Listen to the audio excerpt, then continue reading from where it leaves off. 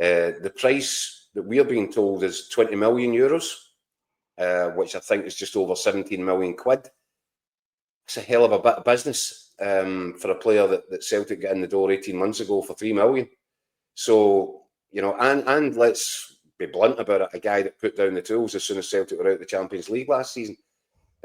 So for all those reasons and more, it's just another example of Celtic kind of mastering the art of working their way around, plotting their way around the transfer market, especially when it comes to the sale of players. This looks like another great bit of business. And the more that Scottish clubs can do that, and you're looking at Rangers with Egeman just now trying to achieve something similar, the more that they can do it, the more they prove that their models work, the more money comes into the Scottish game and the healthier the whole thing should be. And you're looking for that to continue down the scale. And, we're looking at Lennon Miller, for example.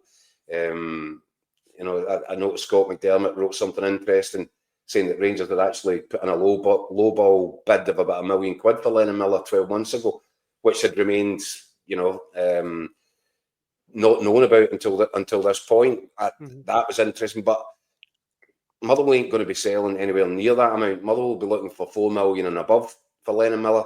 There's another good one. There's another good solid bit of business, and it just helps. The more that we can raise, our clubs raise, the more that money starts to wash around the game in this country, the better it will be. So, these are all significant, and there'll be Celtic fans out there, I'm sure, that will be sad to see the backer, Nicolas Kuhn. I think there'll be a larger majority, I would say, that will look upon this for what it really is, which is just really shrewd bit of business. And I think there was probably some Celtic fans, and I'll include the manager in that, Brendan Rodgers, who were less than convinced with Nicolas Kuhn's approach to the tail end of last season. That as soon as the Champions League was over, he seemed to put the tools away. Brendan Rodgers did highlight this as something that was concerning him in the final few weeks of the season and said that will be addressed during the summer. And I think Nicolas Kuhn's departure, imminent departure from the club, speaks a lot to that, and what Brendan Rodgers, the warning that Brendan Rodgers did put out. I think it was after the game in Perth towards the tail end of last season. Aye. Andy, there's a few Celtic fans on social media, and I know social media is not the be-all and end-all, but a few fans thinking that Celtic should have maybe held out for a bigger asking price. But as Keith says, look, just my opinion, 20 million euros for Nicolas Kuhn is amazing business, I think. I think it's a great price.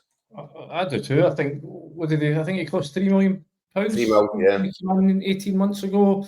And you consider, as Keith rightly says, there was 2 spells sort of bookending that, hot sort of run that he had, where he wasn't really, at it. I mean, you remember when he first came in, I think I was speaking about this one of the last times I was on the Hotline Live, when he had these issues with his teeth, and it took him a long while to get that kind of issue sorted, the way it, sort of led to other issues, hamstring issues and things like that. And then obviously he starts the season on fire up until about Christmas time. You're right, and it's between him and Daizan Maeda to shoot it out for the Player of the Year prizes. And as Keith says, his form just falls off a cliff. The sort of last third of the campaign. Still a terrific, his performances were crucial, especially in that first half of the season, as to say, where Celtic just ran away with things, where they wrapped up effectively the title well before Christmas. And he was as key to that as anyone. So the fact that they're getting now they're going to have £3 million, they're going to get 17 back, they're going to get 5 times their money for a guy that hasn't always been at it. I think it's fantastic business. Now the question is, what do they do with it? And as Keith rightly says, the model that Celtic have got, they've got it nailed. They're getting at least one of these sales every single season, where they move somebody on, make a packet and reinvest it. It's going to be interesting now. Do they go, right, if you get another 17 million pound, do you just divide that in two and go and spend it in two £8 million players sort of thing? Or are they just going to spread it a bit thinner than that and maybe not get the high level quality they can get? I mean, I suppose you look at the money that they spent on Arne Engels, on Adam Idan. To be honest, even at 8, 9, 10 million pounds, you're not guaranteed to get guys that are ready-made superstars even with that kind of money, unfortunately, anymore. The the money that's swashing about down south just means that even at 8, 9, 10 million pounds, you're buying potential. So it will be interesting to see how they spend it. But it's fantastic business from Celtic. They've absolutely cracked this business model that they have. They've set a benchmark for what their talent is worth, and they're reaping the benefits of that every single season. Whoever's the best performer gets moved on for serious money. In many respects, by the way, Andy, the other clubs in Scotland should be grateful for it as well. Because Scottish football has been regarded as this almost like an outpost, a backwater, whatever you want to call it. Well, clubs could just come and take players from our clubs for bargain basement fees. Now, in the whole scale of things and in context, these are probably, you'd be struggling to go to the English Premier League and buy a creative goal-scoring winger for 20 million euros. That'd be a challenge. But even so, Celtic have driven up the base price for their own players, but I think there's a trickle-down effect. And Rangers should hopefully benefit from that when they finalise their deal for Egerman and whoever else they're looking to sell on. But I think Celtic have certainly driven up the value of players on the Scottish domestic scene, particularly at Celtic. But as I said to you, you are looking for the trickle-down from that. Pal Gianni in the comment section, and I should say, if you want to send us your comments, please do so. We'll try and answer them. Gianni says, Celtic will need to sign a few wingers with Jota being out for the season. Yang and Forrest not going to set the world on fire either. And a couple of people wondering if this means that other players are ring-fenced now. Rebel saying that Dyson stays, that's even better news. And once again, Gianni asking you guys, do you think anyone else of major calibre will leave Celtic this summer?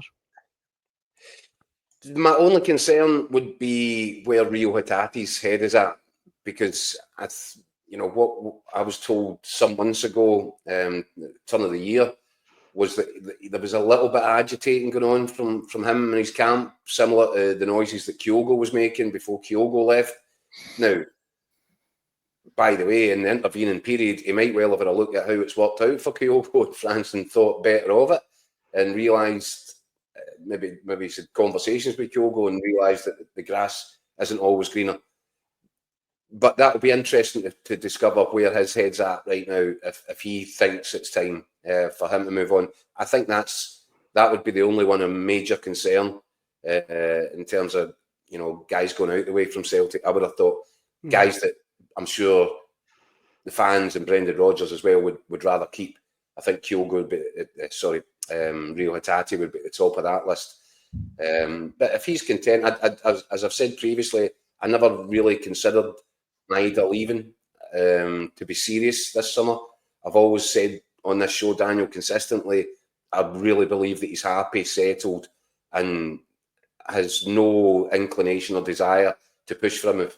Now, these things can always be subject to change. If somebody comes in and offers megabucks someplace, then all of a sudden your aspirations can change. But I see no indication of that from Dyson Maida, and I would fully expect him to be kept on board.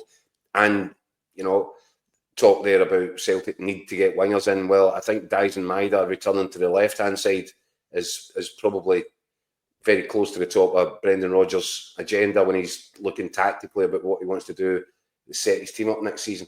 So I think at least one winger is needed to add to the mix.